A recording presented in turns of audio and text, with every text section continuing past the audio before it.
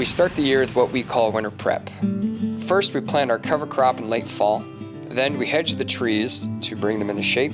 Next, we prune out the centers and overcrowded branches. Then we shred the smaller brush into mulch and leave it to recycle into the soil.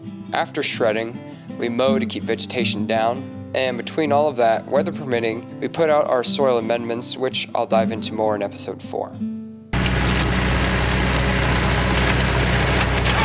Oh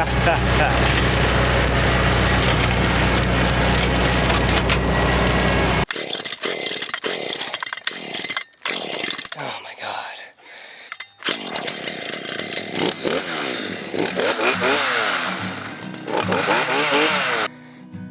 In January, we plant our cover crops. This year we put in daikon radishes, we put in a bunch of different kinds of clover, put in California poppy, borage, and sweet alyssum.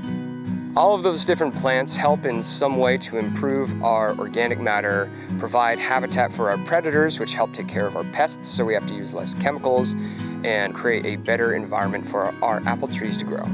After we plant the cover crops, we start the pruning process. And the first thing we do is we have a hedger.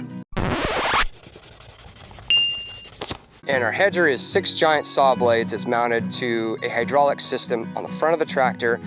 And we drive that over the top of the trees and we bring everything down to a manageable height.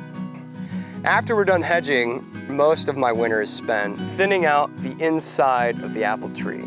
With all this growth coming towards the inside, it blocks air and light, and those are the 2 things we need to grow quality fruit.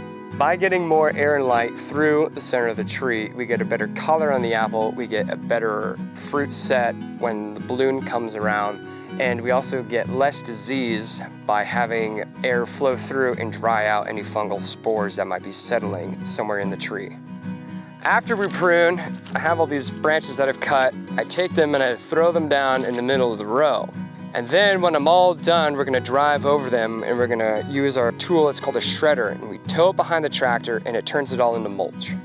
By mulching all of our cuttings in place, we are putting down what's called ramial wood, and it's young deciduous branches that are full of nutrition for the trees. And after we shred them, they break down into the soil and feed the trees for the next year.